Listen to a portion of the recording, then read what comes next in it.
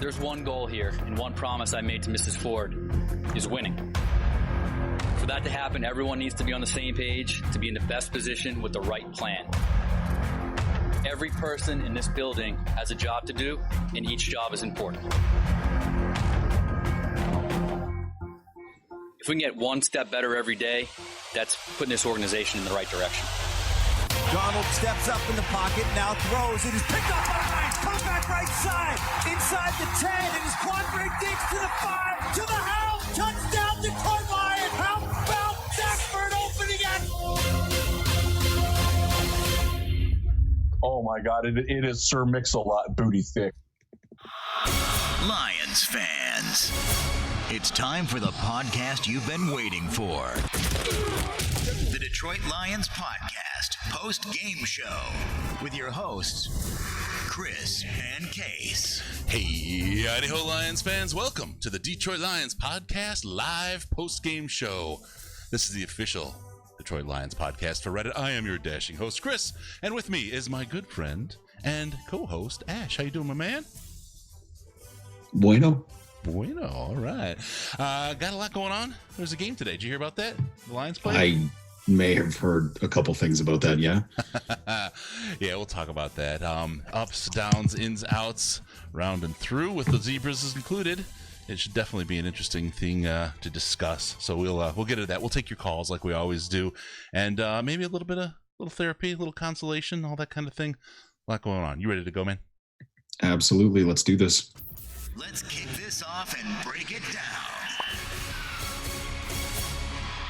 All right. Right before we do, got to do a couple of quick announcements. First, check us out and help us out on the Patreon. Special thanks to Dylan from...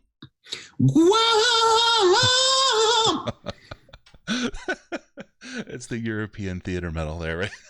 Figured I'd take that somewhere different this week.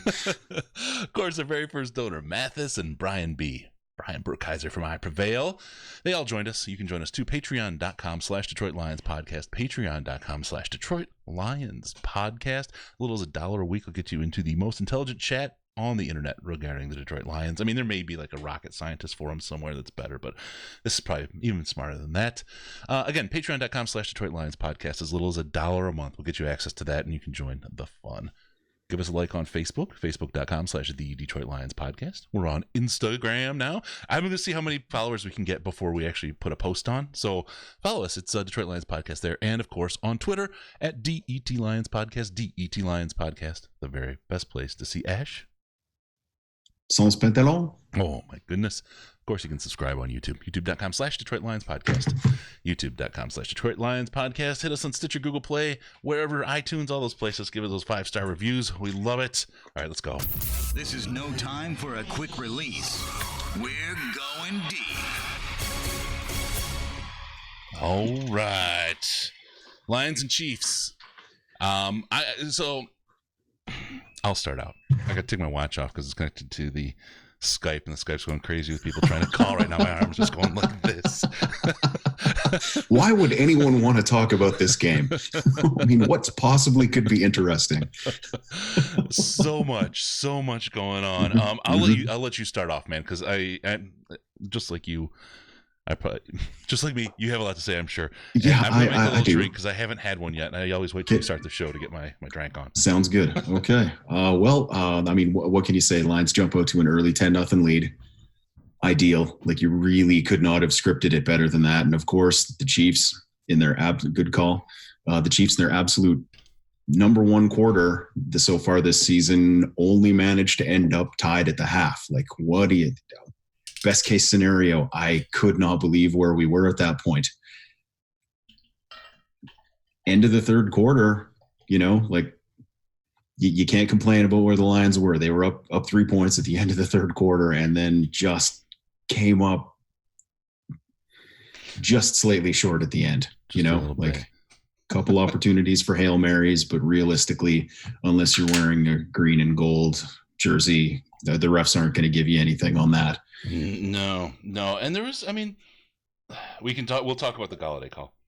Well, and I'm sure we'll get calls. Will we talk about it 7 or 8 times before we hang up here? Probably. And folks probably not going to agree with me on that one, but I'll make my case. And I think I think we'll agree that it should have been a touchdown, the way it was called in the field, but I don't think that maybe that was an actual catch.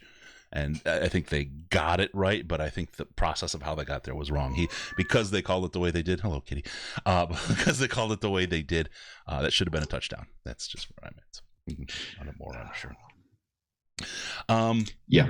So that one, we had him 4th and 8 with 1:55 left. Could have ended the game. Yep. And Mahomes made a run. Yep. I thought Dave was just supposed to be our spy, but I think he was trying to double Kelsey there. Yeah, that's the thing. They pulled him off of that particular role, and that ended up being what bit them. But the other option is you have a one-on-one for Travis Kelsey on 4th and 8, and you just can't do that. And we talked about this throughout the week, the lead up, how we matched up against this team and that we had a chance to win. And we're going to have to do everything right in order to win this game. We had a chance at the end of this game still to win it.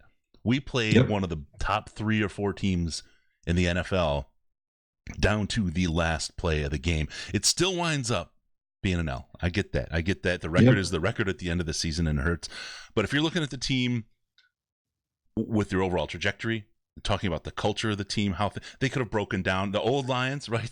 The Schwartz Lions would have melted way back in the second quarter, right? And continued to melt down. This team played really, really well. All those injuries, the players that weren't on the field, this team played hard and did really, really well in the face of one of the best teams in the NFL. So it's a loss is always hard, but I'm feeling good about this team and the long-term prospects for the team. And obviously coach lost the team in the locker room again, probably from making a hill for him to run, but Yep. Yeah, exactly. I mean, the team, the offense too. The nice thing about this is the offense did score 30 points today. And that's with no BS, no kick return touchdowns, nothing. And they fumbled inside the 5 twice. Yeah. So that's like, if you want to pick a play that was the swing play, that's it. That's the one. Yeah. He was reaching out to try to score a touchdown, fumbled the ball. They ran it back 100 yards. That's the game. Yeah. Talk about rushing. What did we get? We had 158 yards rushing out there today. Yeah. Carry on with 125. 100-yard rushing out of Carry On. We knew that we had a decent team. We knew we were playing against some great fronts in those games earlier in the season, and I think that's borne itself out. We're seeing what we have here for real as far as the offensive line and rushing. McKissick, he's electric out there, isn't he? Yeah. Oh God, that guy is everything we wished Amir Abdullah was going to be. Like he's a less useful job at best. Let's call him that. Like he could take something huge every time he touches the ball. Like obviously he's not, of that caliber, but he's filling that role for us where every time he touches it, it might be a home run. And one last thing I'll hit, and then we'll take some the calls. I guess we'll get those going. The punches out there. The turnovers today. How many years did we watch other teams do that to the Detroit Lions, specifically again and again and again out of Peanut Tillman? And then, finally you see one where like on that the second one was just spectacular, where he just waited for him to get up and then dove in and just bam, Yep. The fumble on the goal line was heartbreaking, game-changing, I think. That was obviously frustrating from the team, and I think they're going to take some shit from the coaching staff. Guys walking off the field when the whistle hadn't even blown yet. And it's something. Oh, watching Galladay just turnstile him was maddening.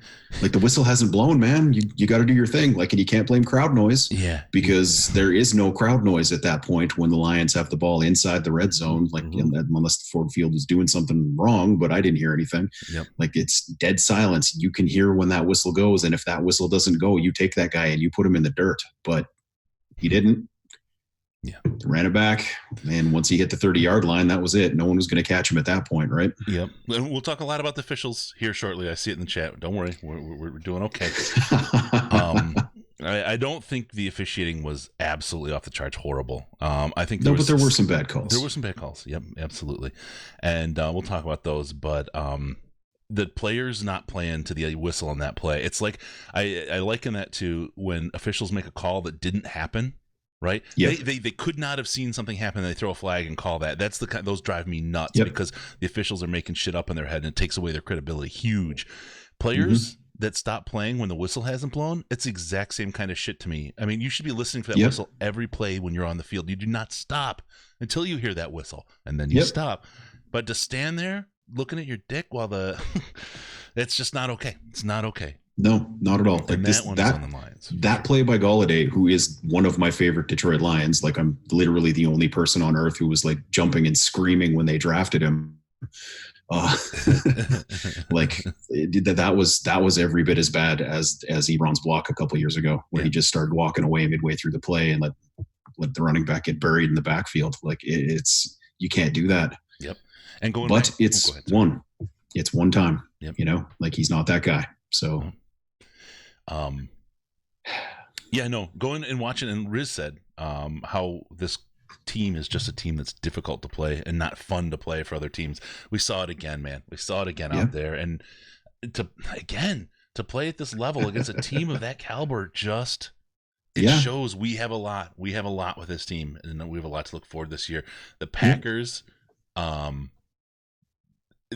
rest of the division has problems. So hey, I'm going to go ahead and grab a call right now, all right, if you don't mind.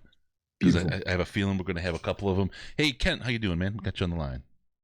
Excellent. Great. I talked to you guys 2 weeks ago after the Chargers game. Yep. And I told you the worst they could be was 1-2-1. And every single national pundit went into this game saying the Chiefs were just going to light us up. We went into this game without two of our best defensive backs. Diggs left halfway through the first. Slay was out. And you know what? Like, if you had told me that was going to be the case and that we would finish this game 34-30, I would have been thrilled. I'd been like, there's absolutely no way.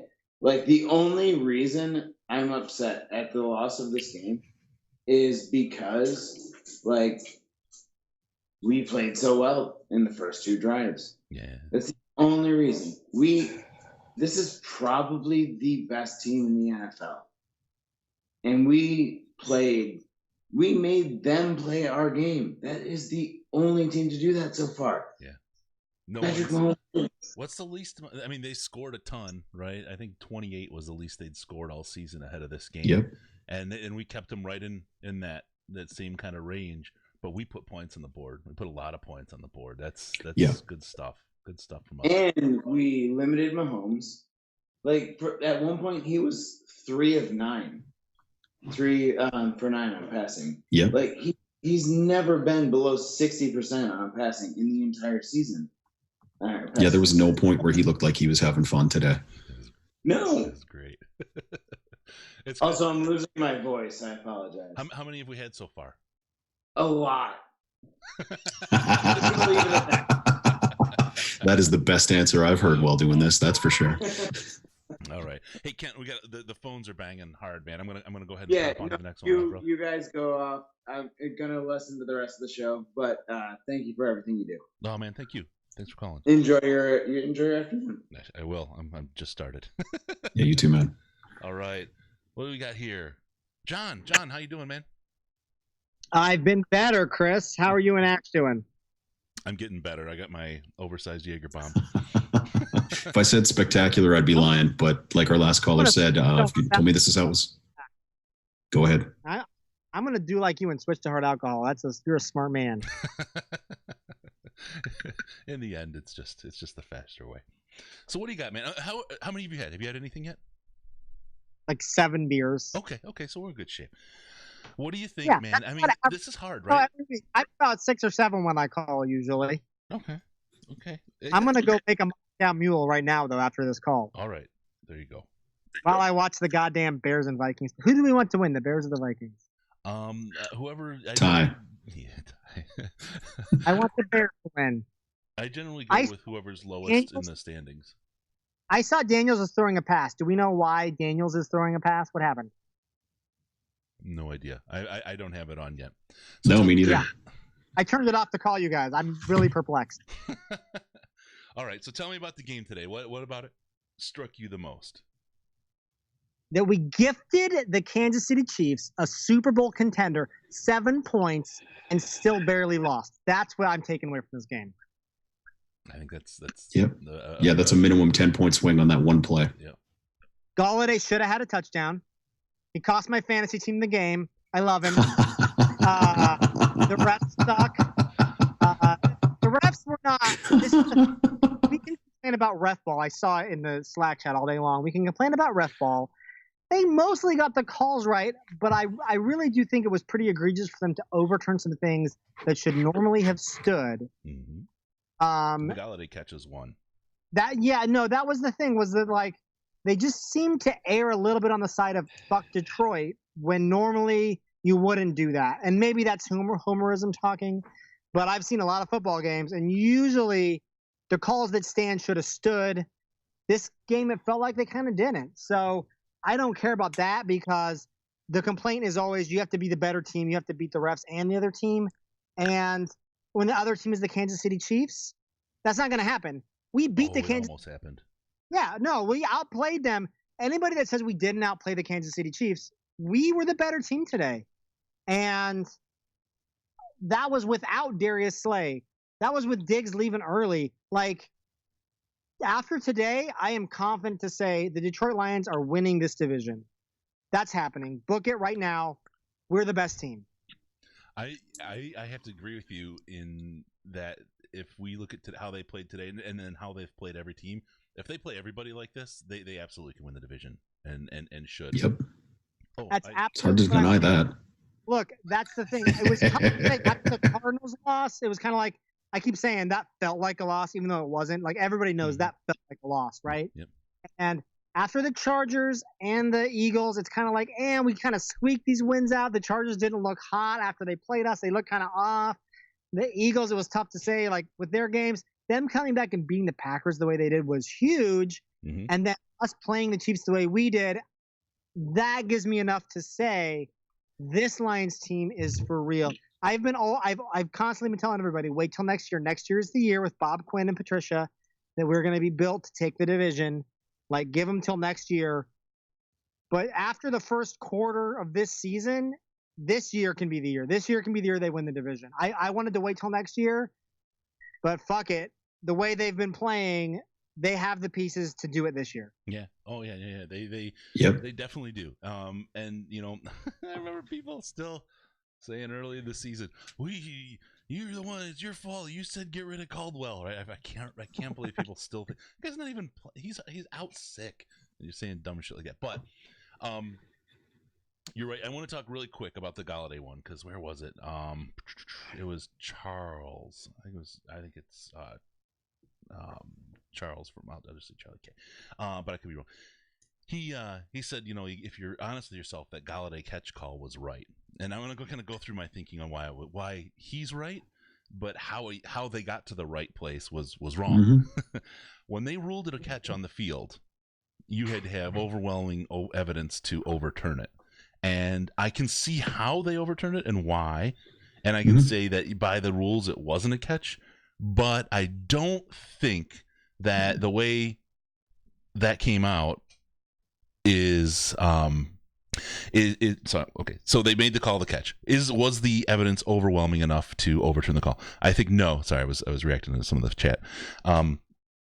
The ball, you can see there's one angle in the view where the ball comes and it's in the air, kind of rotating a little. Not in his control. Just an instant. Yep. He doesn't have control of the ball. He immediately gets it back. Just immediately. That was absolutely right. But that wasn't overwhelming enough he's to out of bounds. It was not enough to overturn. Right. I'm fine if that was ruled not a touchdown and it stands. Yep. But as it being ruled a touchdown, it should have not been enough to overturn, because look, we're talking about those bang plays. That little bit of wobble, that's not enough to overturn. His hand is still kind of on it. Like, so we always talk about, this millimeter frame by frame thing. That shouldn't impact things, and it usually doesn't. The fact that the refs let it do it that time, I think, was the egregious. Which really, that one stopped. I'm gonna have to find that because look, I wanted it to be his touchdown as much as anybody else. I'm gonna find the frame out of there and screen cap it and tweet it out so people can see where the ball's hovering in the air and it's not touching his body anywhere. He doesn't have control over it, and he regains control after that. It's instantaneous.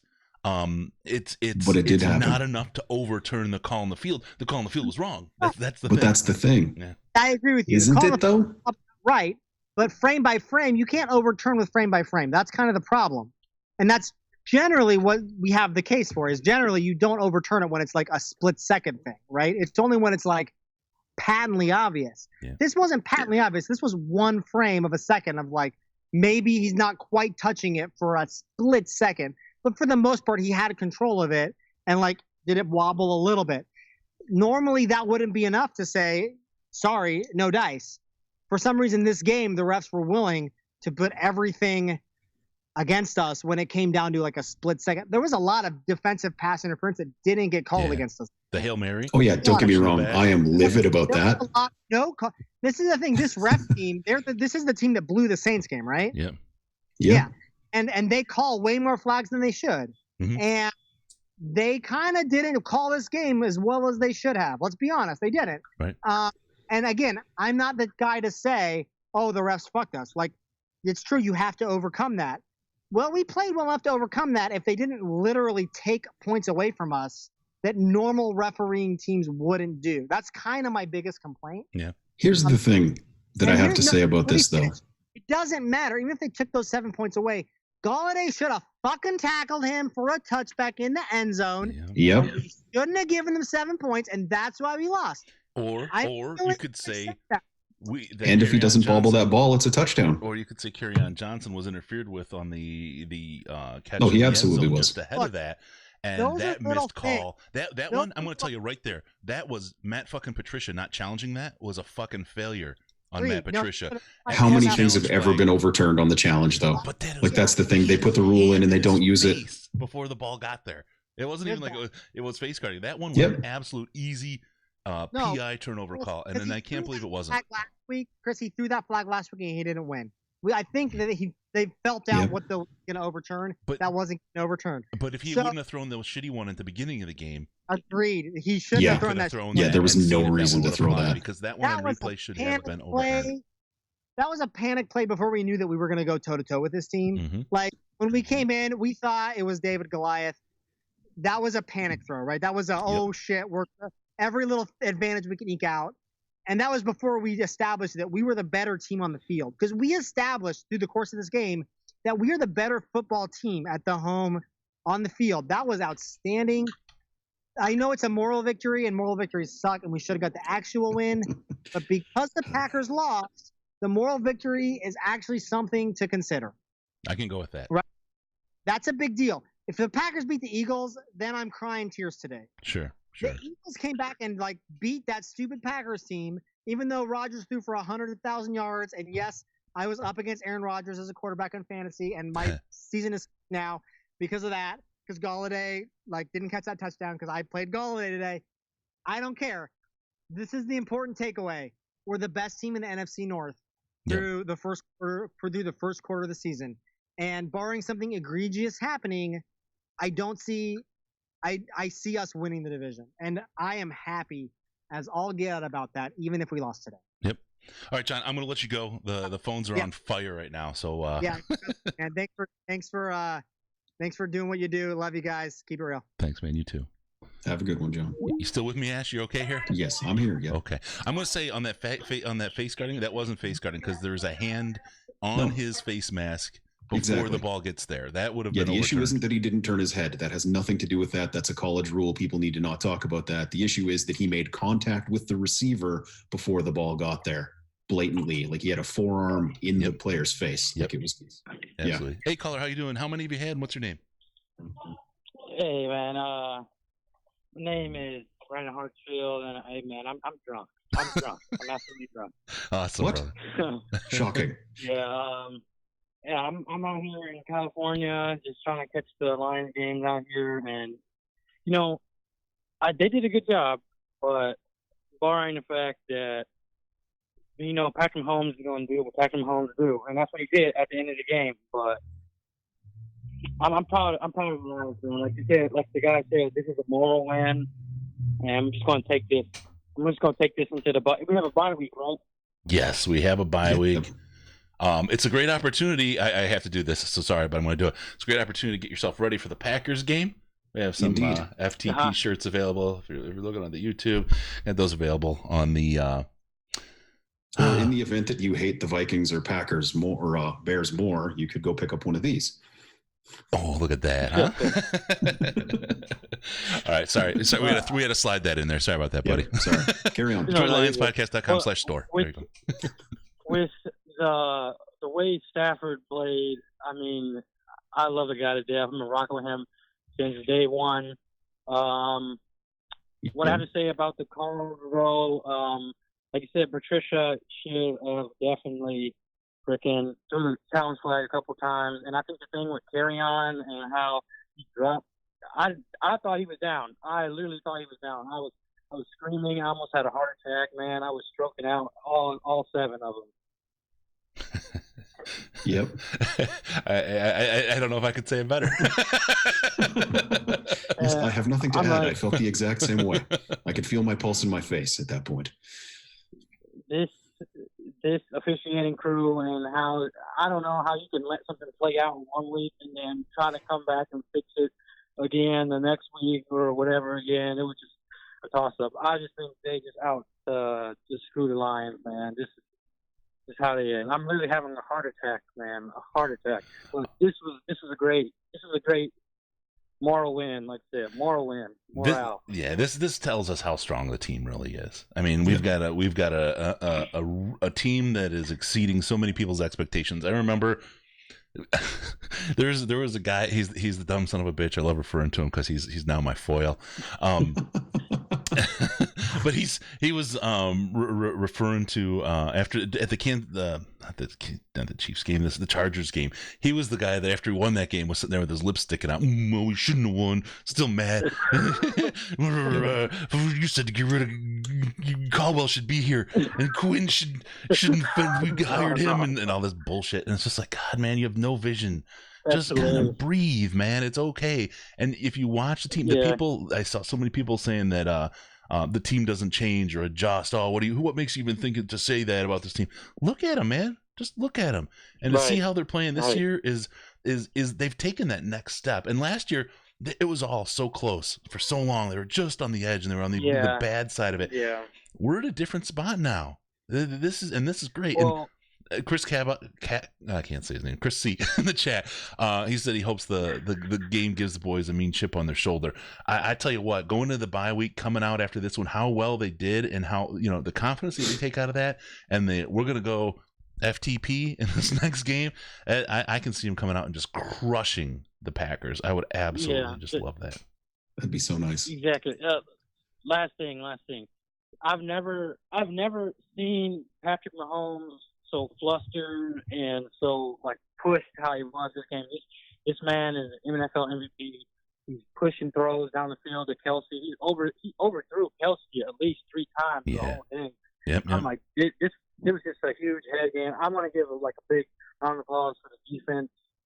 Defense did a great job because this was number 1 scoring offense in the NFL. They put up more than they did I think last week. But I'm gonna say good job to Detroit defense. Go Lions, man. How often do you think anybody would ever walk away from a Lions game where the opponent scored 34 points and say the defense played awesome? We're in a bizarro world right now, man. 60 years of moral victories, man. That's what does that. All right, brother. That's first, man. Appreciate the call. We're going to move on. It's going crazy. My watch is already going. Yep. You have a good day, man. All right, man. Have a good one. You too, brother. Thanks. You too, man. All right. Got another caller. Caller, what's your name? How many you had so far? Oh, I don't drink. The state of Michigan gave me 2 DUIs, and they don't let me drink no more. Oh, damn. I'm sorry, my friend. It's all good. How about them Lions, though? What a Play game. with some heart. They played with some serious heart. Yeah, they did. Matthew Stafford. I've never seen someone truck someone over with so much emphasis. I loved it.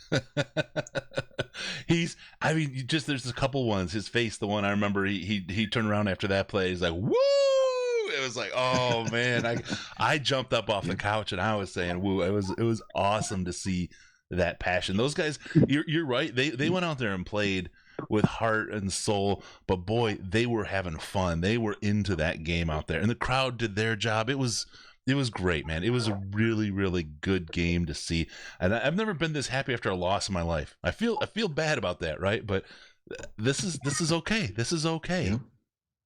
I think it's because we expected to I've lose watched it. the Lions my whole life, and I've never seen them have such competency in a game plan. Like, I'll tell you, my nephew hates Matt Patricia. He said he was a retard, but I've never seen him play like actually confident against a good team, like a Super Bowl contender. I'm like, these guys actually know what they're coaching. I mean, why didn't we get rid of Bob Cooter a long time ago? Jim Bob. Like, Everyone just loves saying his name so much. Like a completely different person. I think he's going to start getting some national recognition. Like, if it wasn't for those fumbles, he had a perfect game. You know. If you would if you looked at the Twitter trends, Lions and Chiefs were all over it. Everybody was looking and talking about that game. That was just this is the game of the week. Yeah, this changes the conversation about this team for sure.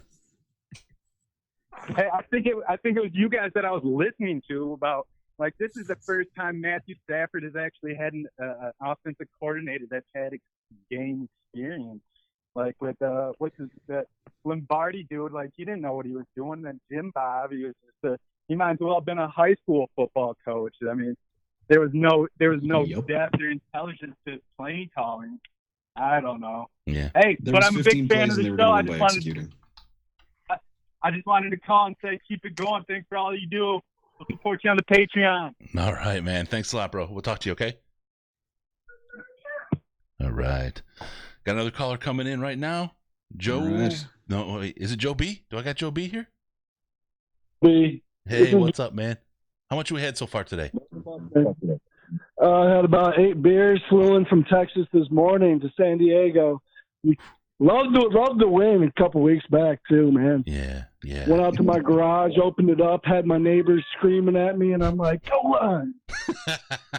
Well, anyways, Stafford is one tough son of a bitch. Yeah. That's what I have to say about that man right there. Yep. Going out with the hip pointer like he did, throwing the ball like he did. There's nothing stopping this team from going to the Super Bowl. I promise you that. Oof, boy, I promise you now that. I got to get something to cover the. I'm going to be poking through the shirt here in a minute. 21 for 34 with 291 yards and 3 touchdowns. It's pretty tough to say that his back was bugging him today. And then for all the Matt Patricia haters out there, I mean, that's all coaching. That defense is all coaching. The punch balls, the fumbles, the turnovers, that is all coaching. Yep. Jim Caldwell could have never done that for that team. No. I respect the man. He was a good coach. Yep. But we needed Matt Patricia in this organization. And you know, this is a different Lions team. You're right. This is a different team. I got to tell you, if I think back to 2008, right, the golden years, I think back to that 0-16 year and where we were, and the kind of pathway this team has taken by hiring Jim Schwartz. I always want to call him Jim Schwartz. Jim Schwartz. He was the right guy at the right time for the right team. You know what I mean? They needed somebody like that to punch some self-respect back into the team. And he took the team probably as high as he was going to take the team at that time. I think he's a lot better coach now. And then stayed for 2 extra years. Yeah. he's gonna be a good head coach one day. Then bringing in Caldwell, I think, was the right choice again. I think he was again the right guy at the right time for this team to get them to progress. Because frankly, the years and years and years of futility ahead of that, going back to Wayne Fonts in '91, who, keep your eyes open, he's going to be on the show soon. It's just so much to overcome and so much cultural change. Get rid of Mayhew, bring in Bob Quinn, who, you look at his drafting and what he's done in free agency, it's really hard to argue with how awesome of a GM he's been for this team and how well he's done as far as scouting and bringing in talent and managing the cap and all the other shit associated with that. And then Matt Patricia comes in, first-time coach, but completely lined up, and you see what he's done, how he's now changed this team to where we are now, where the sky's the limit. We are truly building. It's not the Vikings and the Bears are all in right now, right? Their cap is going to blow up in the next year or two. They're like, we got to do it now or it's not going to happen, and they're going to be in a couple years of hell. This team is built for a long time of being good. and to where a dynasty. If you miss a draft pick here or there, it's not as big a deal because you just move on. And I just really like these things don't happen fast. You never see a team that suddenly rises to the Super Bowl and then stays a 5, 6, 7, 8 year team of doing well, right? Or the whatever 156 years that we've had seen out of the Patriots. It's teams build over time to that greatness and then maintain it. And this is we were seeing this heart last year too. Yeah. We were seeing glimpses of the heart that they're showing right now. Yeah, the resilience that this team is showing. And I know that word's been brought up a lot, but it's truly resilience. Last thing I want to say is, I want to pray for T.J. Hawkinson, man. Mm-hmm. The guy goes out there, puts his body on the line for his team, and he gets hurt the way he did. Really unfortunate, but prayers for TJ. Yeah. I'm gonna hang up and listen to you guys. All right, thanks a lot, Joe. Thanks for the call, everything man. you do, guys. Yeah, thank you, brother. Yeah, we haven't really talked about Hawkinson. That was just a dumb play. Yeah, honestly, like the guy wasn't doing what he has to do for jumping over him to be a good idea. No. And the guy wasn't doing. Hey, Brett, I think you have to turn down the audio there a little bit. Oh, sure, no problem. Yeah, cool, thanks. I like hearing my own voice in echo. I don't get confused. No, that I was when I don't want to call him Lomas Brown. Jesus Christ, the other tight end, Logan Thomas. Thank you, God. I'm really bad at that shit. When he did that leap, I was like, oh, that's so awesome. I'm like, someone is going to get killed doing this. We got to stop. And I almost in my mind, I think I painted on the big goofy smile on Hawk's face when he was, I can do it too. This is gonna be hilarious, right? And then he went down. I was like, oh God, oh no.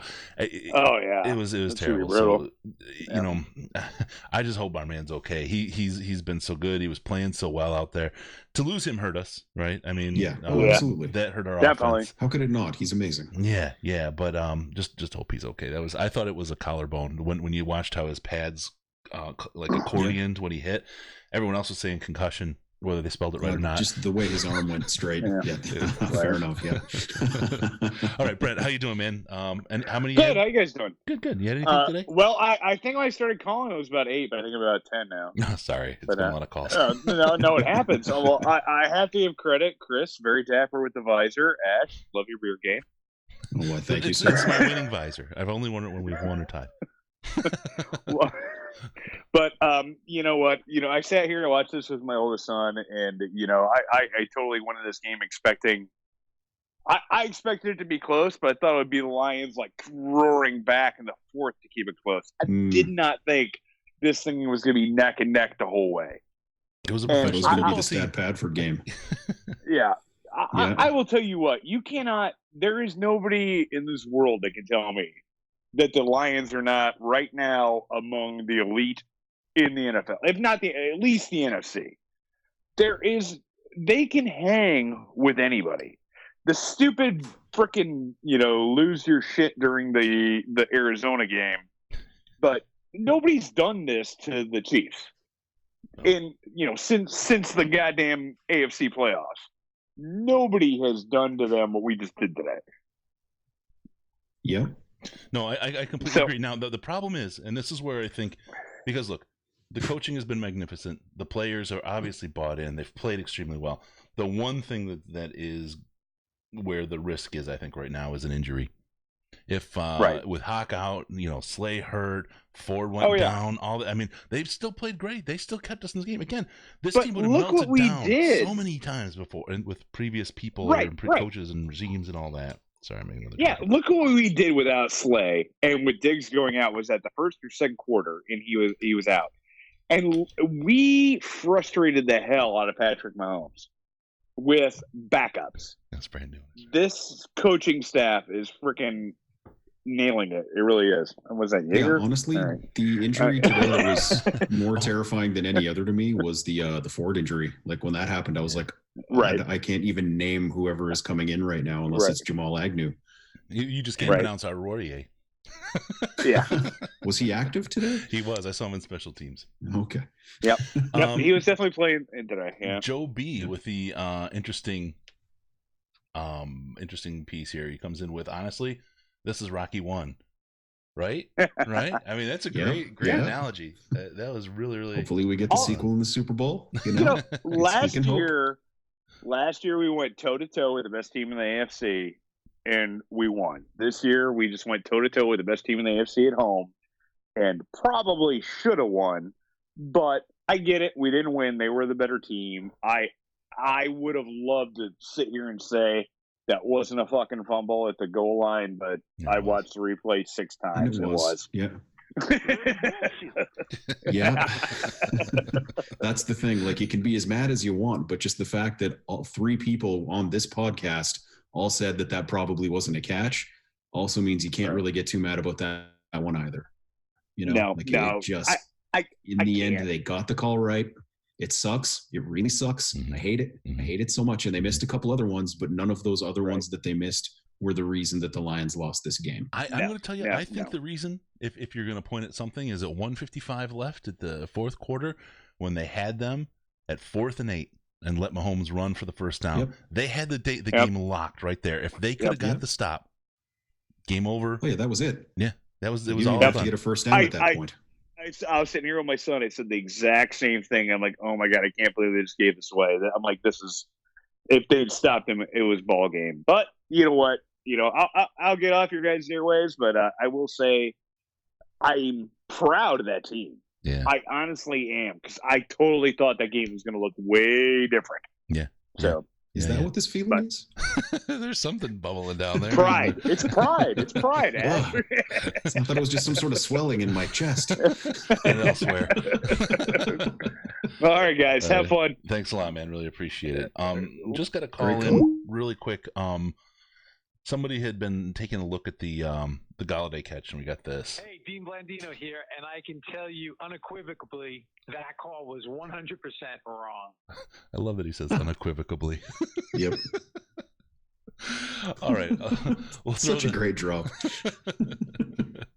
Oh man, I got to tell you, his Twitter is still complete stage 4, man. It's terrible. Yeah, I wouldn't be touching my phone at all if I were him. Like that, I can't imagine how awful that would be right now. Yeah. All right, we got another one coming. Let's see what we can do about bringing him in. Hey, caller, how you doing? Let's see. What's your name? How many you had? Oh, Chris, this is Brandon, man. I slipped in. Hey. It's always good when you slip in, Brendan. Brandon, how you doing, man? You know what? Years of calling Sirius XM, I have learned how to time it, and I finally was able to nail it right. Hey, that's good. It feels good to be put on par with Sirius. Well, that's the truth, man. Especially when you got one line or two, and that's it. Oh, we got 15 lines, man. They're all lit up. No, I'm just joking. Oh, get out of here. You and the Mad Dog, right? Yeah, right. Oh, man. Listen, I've been mentioning in chat, and I mentioned all this week, I said the 2 keys to beating this team is you had to out-muscle them and you had to outsmart them. We came close to out-muscling them, and there was a couple of times when we got outsmarted because and it came up in the last drive because this was an even game both ways. I don't want to never hear anybody talk about Stafford as a choke artist because he didn't bring him back. He did. Our defense did not get the job done, allowing him to make a 4th and 8 conversion. Yeah. And that is the key right there. And then he made a couple of throws. They ran the ball just right up to the 3rd-yard line. And then you got, you got plenty of time now. You got 30 seconds left. And it was just a matter of time before they busted in and they was able to get it done. I was just surprised we had 20 seconds left, and look at how close that they was able to get it down there. But it's just a shame that it worked out this way. But I've got a lot of Chiefs fans that I know through my football club. You're down in believe Missouri, you right? me, what's that? You're down in Missouri. Yeah. So you may see 1 or 2 around town. I tell you what, man. Listen, when they were calling into Sirius XM, they were scared. They knew that this team was going to be all that they could handle and then some. And you look at what happened. Mahomes had no touchdowns. It was a running game. They actually put together a fairly good thing, and their defense came to the fore with that 199-yard play. and that made it even. I mean, you stand toe-to-toe with a team that everybody and their brother's got a darling for when it comes to Pat Mahomes, and then Stafford is just a forgotten guy because he's done the same thing, just not with as good a team. Then you got yourself some respect. I mean, Charlie Weiss, I talked to him, or I've heard him on the radio, and I did talk to Scott Pioli, and he said he really likes what Patricia has done, making this team one of the toughest teams in the league. And he said, you know what he thought was the number one pick that Patricia and Quinn put out, or when they got, it was Frank Ragnow. He said that guy is as tough as nails, and he was there taking care of business the whole game. So, you know, I hate that it was a loss, but one thing that everybody seems to forget, there is no tiebreakers involved with the Lions now. The tie is a tiebreaker. It's a half game up or a half game down, and unless one of the NFC opponents that simply has that is a really good team, not Arizona, winds up with a tie, we are going to win or we're going to lose because we had a tie as far as getting into the playoffs. All these other division wins, conference wins, that all has to do with a tiebreaker situation. The tie is what is going to benefit us or it's going to kill us. So I'm a happy guy, man. This is one of those losses we look at as a win. Yeah, for sure. I mean, it doesn't show on the in the grid, on the NFC North grid, but boy, you can tell this team's in a good way, man. Hey, Brandon, I'm gonna thank you for your call. All right, brother. All right, be good. All right. So I want to ask you, because we haven't talked about this. Okay, so I got to put this one. John Watson. Man, watching Kelsey today was like seeing an elephant nail in ballet. He had to be double marked, which probably led to Mahomes being able to complete the first down. He was. I have to relook at the play, and I'm working from assumptions, but I'm assuming that Davis was on the field. He was playing the quarterback spy for most of the game, and I think he was over covering Kelsey, which made him, which gave the run to Mahomes.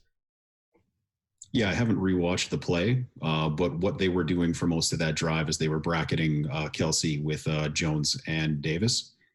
Yeah, almost every play. So that's, without looking at it a second time, because we immediately jumped into this, I would say that that's probably what happened there. Why there was nobody doing the QB spy job is because they decided that, you know, hopefully their three-man rush, which had been doing a really great job of keeping Mahomes in check and just keeping him in the pocket while still applying a little bit of uncomfortable pressure. They were kind of relying on that to do that, as opposed to just opening up a wide cavernous gulf to allow him to, you know, basically take a little stroll for 8 yards on fourth down and ice the game all but, you know. I felt like watching the Chiefs out there today that they had us beat in speed all game. Once they got the ball out there, they had speed to forever. That was the main reason I didn't think we really had a shot in this one, is because every one of their wide receivers except Sammy Watkins has 4.3 speed.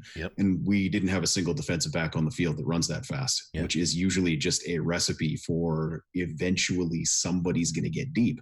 But on every single one of those plays where Mahomes pulled it down and went, the reason was because the Lions were doing such a great job of covering deep that there was something open underneath, or there were some openings for quarterback sneaks, which it sucks. But if you're going to give up a play, that's the one that you give up. Is the little dump off to the running back or tight end, or Mahomes does a little 6-yard run and then kneels. Those are the ones that you don't scheme against. Right. You know what I mean? Like the scheme worked. And they did a great job. Just a really good team. They did a great job. The front seven containing, collapsing the pocket throughout the game. Mahomes did not have the mobility that he loves and is used to. The defensive play out there was great. I want to call out really quick, Jeffrey and Tina. Anybody who blames Stafford for anything this game has a picture of Kellen Moore's penis in their wallet. That one cracked me up. Peter Von Panda's in there. Hey, you know, I gotta mention Peter. And it's not just Peter. I went from Kellen Moore's penis picture to Peter Von Panda. That's a lot of peas right there. Talking about Peters. Peter Von Panda is anything but Kellen Moore's wanker. He is at youtube.com/Peter Von Panda. He's got an awesome channel, really, really fun stuff. He does amazing reviews. Anything you're ever thinking, you know, when you do the Amazon and everything else, head on over to youtube.com/PeterVonPanda, and you will see him have a review. And it's not just like a real world review, but it's damn funny, right? I steal all my jokes from Peter Von Panda. Everybody knows it. So he'll have that on his channel soon. That's for you, Peter. I see you in there. I see you with the recorder right now. Check it out, Peter Von Panda. youtube.com/PeterVonPanda, the best review site. And in between the reviews, he puts some pretty hilarious videos out. I'm not even BSing. I go there on my own now. All summer long, I spent my time with him. He's awesome. All right, Hitori. Yeah, I got to refer to something you said earlier. Yes, I did tease Wayne Fonts. Let's see. We got the toaster back in the box and turned off the bathtub faucet. He wants to live. I think that's a good one. What else do we got? What else have we not hit on the game that we need to? We're run up close here. We got about maybe 10 minutes left that we'll do on the show. Ooh, they got a caller. Didn't solicit a caller. They snuck in. How you doing, caller? What's your name and how many have you had so far? Hey, this is Neil down in Kentucky. Hey, Neil in Kentucky Blue, right? Yes. Yeah. Unfortunately, I've been painfully sober today. I'm sorry. I'm on call for work, so I can't have any substances at all. He went beyond drinking. Did you see that? Did you see the reference there? I did notice that. Which is perfectly legal where I am, so I'm allowed to talk about this. Well, I'm not. So anyway, so my girlfriend doesn't really understand the whole. There was a time where I had to tell her to grab both her and the dog and please leave the room, because she hates it when I yell in front of our dog because it scares the shit out of our dog. Right. And I didn't know where that was going. I feel a lot better now. It was right when Kansas City had their last possession when they were down, and I looked at her and I said, don't ask questions. I said, please grab the dog and leave the room. And she's like, why? I was like, you understand? I was like, you haven't been there. I was like, I can't be happy until the clock is 0-0. I was like, please leave. She took the dog out, and I pushed my MacBook back, and I got everything expensive out of my reach. And I was like, here it comes. I was waiting for it. And right when he scrambled on 4th and 8, it was like a seeing red, just out of control. I was like, I fucking knew it. I knew it was going to happen. And then, of course, the Slack chat being awesome, it always has this ebb and flow where when we're doing great, everyone's hanging there on the back. And then when we're doing bad, there's always that one guy who's like, well, actually. And it's always like the guy at the funeral who's like, well, at least they're in a better place now. And it's like, that's not fucking helping. I was like, don't try to steer me up right now. Like, I need to be mad. So and your wife comes home and she's crying, and you try to fix the problem, and she's like, I don't want you to fix it. I just need to be mad right now. Okay. Exactly. I gotta say, just at the beginning of your comment, where you said you gotta ask your wife to take the dog and leave the room. Peter Von Panda came in the chat and he said, I have a dominatrix that offers that for $300. I haven't been able to stop laughing about that since. Peter, you son of a bitch. All right. No, okay. No, but I guess my question is, how different do you think the game would have been if both Slay had been in and Tyreek Hill would have been in? Ooh. That would have been probably a battle for the ages. We'd be talking about that for sure. I just really quick to that. With him out and Slay being out, it kind of changes things for both of us, right? It was kind of an equal, like it cancels each other out, right? Justin Rogers, thanks Brandon for putting this in there. Justin Rogers just reported that Pat Mahomes' quarterback rating was the 3rd worst in his career. That's pretty. I'll take it. He scored 34 points. But well, their offense, let's call it what it is. Their offense only scored 27 points. There was the fumble recovery for the touchdown. So, and I have to admit, in fantasy, Patrick Mahomes is my quarterback. And I have him in a couple leagues too. Yeah, I was given the F-bomb to fantasy this week. I don't care. it's where the Lions win. I don't care. 0 points, -5, whatever. So Neil, anything you have to worry about who's your closest NFL team in Kentucky? Okay, so where I grew up, I grew up an hour north of Nashville. Right. But where I am now, I'm closest to, I believe, Cincinnati. Oh, okay. So both teams that I still don't give a flying shit about. But nobody cares. Even Cincinnati doesn't like Cincinnati. I'd probably go to Titans games just because that city's awesome. But that's that. We have to do more origin stories. We'll have to do an episode on origin stories. I can't go back to Nashville. I have this horrible disease where I go to Nashville and I black out. It's this. It's a pretty common one. I hear it's really common in Vegas too. In Amsterdam. But anyway, that's all I wanted to say. I'll let you all get back to it. All right, thank you. You're my favorite Stroop waffle. That was for Ash, actually. Thank you. All right, Neil. Hey, thanks a lot for calling, brother. Yeah. I don't think I've ever called anyone a Stroop waffle before. Obviously, it's the Jaeger talking. Indeed. This just again, this was full when I started the show. All right, host. What's your name and how many have you had? Can't answer that question. We got to stop. Yeah, I don't know how many. I can't because I don't know how many ounces are. It's all in milliliters. It's all foreign language shit. All right, 248-782-8384, 248-782-8384, or Detroit Lions Podcast, all one word on Skype. You can give us a ring. I'm going to let you, Ash, kind of put some of your final thoughts together. We'll pull any calls in that roll in, but from a hosting perspective, we're going to start kind of winding our piece down. Where do you wrap up the game when you look forward now to a bye week and the Packers? How does this kind of set us up for the rest of the season? Honestly, the Detroit Lions, like Ford Field has always been a hornet's nest. Oh, yeah. Just now it actually has hornets in it. Whereas previously it was an interesting thing to look at and you'd kind of poke it with a stick and be like, oh, okay, that's how they build nice things. Interesting. Okay. Right now you poke it and there are hornets in your face and they're stinging you and you need to run away. That's my analogy for the Detroit Lions of 2019 compared to every other season. Yep. It is just not fun to play these guys in any way, shape, or form for any player on the field. Like there were you could see in a lot of replays there were like forearms to the throat and on several different plays, and at the end that the Chiefs were kind of actually physically fighting back. Like I don't know if you saw on the snacks get mauled on that one replay on their which, it had on their touchdown, but yeah, absolutely. But it was that sort of thing was happening in the first half to the Chiefs players pretty much continuously. So I can see at a certain point they're just going to say, okay, I've had enough of this, and if it's a street fight, I guess it's a street fight. Yeah. It was just nice to see a 4-quarter effort. There was no huge lull for the team. I really think this was the best we could honestly hope for out of the Detroit Lions against the Kansas City Chiefs of 2019.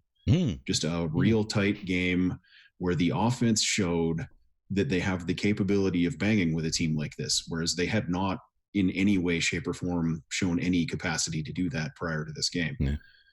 So I feel like we could expect more. I think we could have seen a win, but I think the ceiling is not a whole lot higher than what we saw, but the floor could be a whole lot lower. I think we could hope for more. I was there after the first quarter. I was like, okay, maybe this is the one. I'm about to buy in. And then no. I think a game like this does two things. One, it kind of shows you where the ceiling is. This team could have won this game. This game, absolutely. And I believe that one play away. Yeah. Replay it, they could win. What I think they did that I think is the most important is they lifted the floor. How bad can this team be? Oh, they're gonna fall apart, right? The Arizona game had a lot of people worried, and had a lot of people not believing in the team. Then the game against keep want to call it Kansas City, against the Chargers in LA, and the game against whatever the fuck they played last week. My brain's some team. Yeah. They the Eagles, they came out and they played. It was the same thing. It was a scrappy kind of game where they won it, and you didn't. You're like, oh, I want to believe, but I don't know. This game lifted that floor up and showed, well, they can do this to a great team. That was great. Lions covered the spread. Good job. Thank you, Brandon. I think that's where the faith in this team is, and the trajectory of the team has changed. And I think they've changed. I hope we see it in the fans. I hope we kind of see a real change in the way this team is approached by the fans, the press, and everybody, because I think they've earned it. And I think the culture is certainly changing with what we see here. I also think I hated this bye week. I hated this bye week when it was first announced. We saw the schedule. But it came out perfectly. With all the injuries. Oh my God. Yeah. This is perfect. This is a perfect bye week. Get some boys better. Get them back in the game and doing their thing. So that's really something. Trubisky's out with a shoulder injury. Someone's asking why he wasn't playing. Trump is. Okay. So yeah, Trubisky's out. And I think they're not picking in the first round until 2056. So there's your Bears update. It's 7-0 Bears right now. And it's totally worth it for one division championship, right? Yeah, for sure. All right, last call for calls. If you know what, we're gonna call it. We'll just do that. We'll call it a day. Yep. I know, Ash, you've got some stuff to do. I do. You got a family to take care of, my friend. Well, I have a cat that won't shut up, what everyone is now well aware of. Remember, the show's looking for your involvement. Use the comments in the subreddit to give us your feedback. We appreciate all the feedback you give us. Also, don't forget about us on Patreon. Patreon.com/DetroitLionsPodcast. Patreon.com/DetroitLionsPodcast. As little as $1 a month will get you access to the best Lions chat on the internet. And it's the most intelligent as well.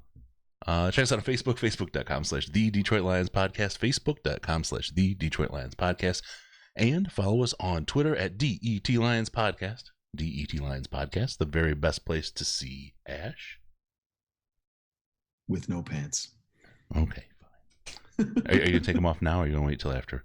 Oh, they've been off this whole time. Damn, what did I miss?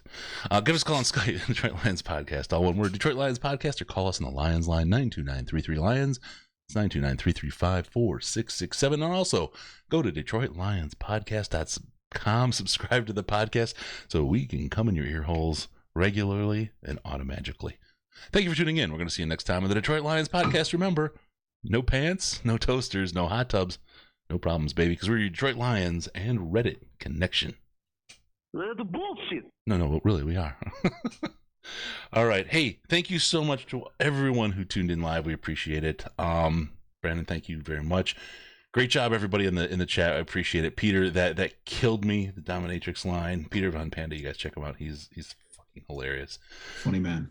All right, have a good one, and we will talk to you. I think we're doing Tuesday this week for the show, but it's possibly Wednesday, and Riz and I are working on the quick takes, and we may turn that into something more. But we'll talk about that. And, of course, we did tease Wayne Fonts. We'll see more. See you later, all. Have a good one.